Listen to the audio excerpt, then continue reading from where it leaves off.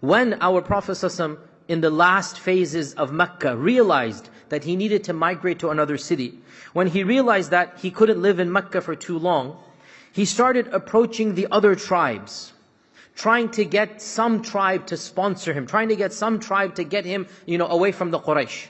And he would go and target the famous tribes, the powerful tribes. It made sense. You target the tribes that are established. He would target the Hawazin, the Kinda. These are names of tribes that have tens of thousands of people. They have large settlements. And one day, as he's laying out his plan, and Abu Bakr radiallahu anhu was his main secretary, and saying, okay, we're going to go today to this tribe, and we're going to go to that tribe. And he mentions two of the big tribes they're going to talk to. And the goal of talking to them was to see if they would be willing for the Prophet to migrate from Mecca to their lands. So one day, they have the agenda between tribe A and tribe B. And these are big, massive tribes. And as they're walking, the Prophet sees a group of 5 people sitting in the middle of nowhere, in Mina in the days of Hajj. And he asks, who are you? They said, oh, we are from the tribe of the Khazraj. Khazraj? This isn't one of the big names. It's not one of the famous tribes. Even the Prophet in his brain is thinking, Khazraj? Which Khazraj?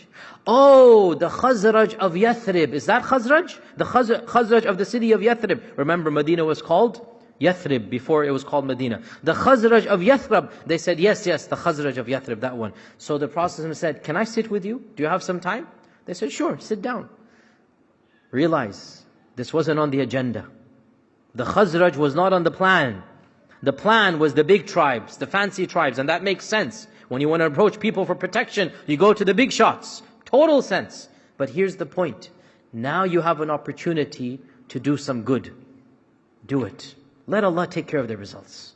The Prophet sat down with the Khazraj. He gave them the call to Islam with the same passion, the same sincerity, the same pure ikhlas that only he has, that he also gave to the larger tribes. And they thanked him, and life went on. He didn't even think about that. Life goes on. But subhanallah, as we all know where this is heading, that small seed of Islam that was planted in those people quite literally changed the course of history. Those 5 people, they went back, some of them converted, and they began preaching to their fellow tribesmen in Yathrib. The next year, 70 people came as Muslims. The next year, they demanded the Prophet ﷺ, come back with us. For how long will you be persecuted in Mecca? We shall take care of you. So much so, when the Prophet ﷺ preached to them, those 5 people, Allah showed him a dream.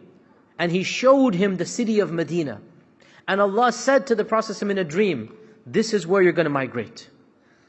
But the Prophet ﷺ didn't put 1 plus 1 together. He didn't think of the Khazraj.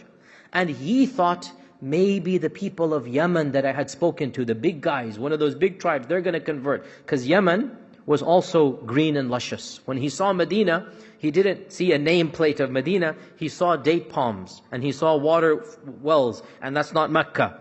And the voice said to him, this is where you're going to migrate.